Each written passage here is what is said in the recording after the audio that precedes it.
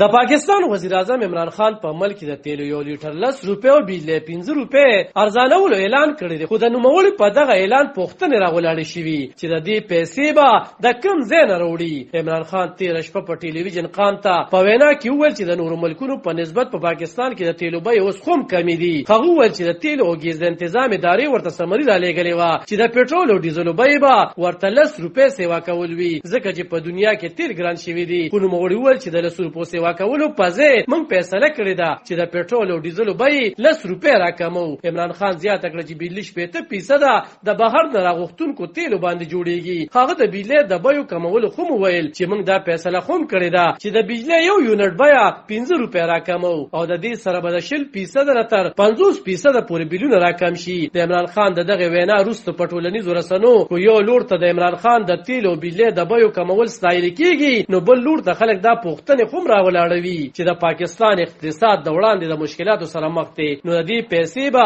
د چرته نه ورکوي. جرنالست فهد حسین دغه پوښتنه په ټوئیټر لیکلې ده چې وزیر اعظم عمران خان د کوم اقداماتو اعلان وکړو نو د دې لپاره به پیسې د چرته نه وروړي. جرنالست او د اقتصاد چارو کارپوه وکیل الرحمن وایي چې عمران خان دا سیاسي اعلانونه کړی دي ځکه چې په ملک د پاکستان تحریک انصاف د حکومت په ضد مخالفه ګوندونه لاریونونه او احتجاجونه کوي. هغه په خبرو کې ویل چې حکومت به د نورو شوبونه پیسې وروړي او په مستقبل کې به د ټیکس د لارې دغه پیسې جمع کوي. نوموړي زیاته کړه چې د دې نتیجې به په بجټ کې لیدل کېږي او اثر به مه ترازي ځکه چې مخامخ داسې سنخ کاری چې تیل ارزان شوی دی یا به ارزانيږي. خو چې حکومت به د پرمختیایي کارونو رفتار راکم کړي او امکان نه چې حکومت د احساس پروګرام نه بل پلاهي پروګرام شروع نکړي او د تیلو د دیوسنی ارزانه اثر به کال یا شپږ میاشتې پس په داسې حال کې ولیدل شي چې د ټیکس خدب به ورپسې زیاتول شي. د تحریک انصاف د حکومت مخالف ګوند مسلم لیکن هم په عمران خان نیوکه کړي چې د خپل نوکرې بچ کولو لپاره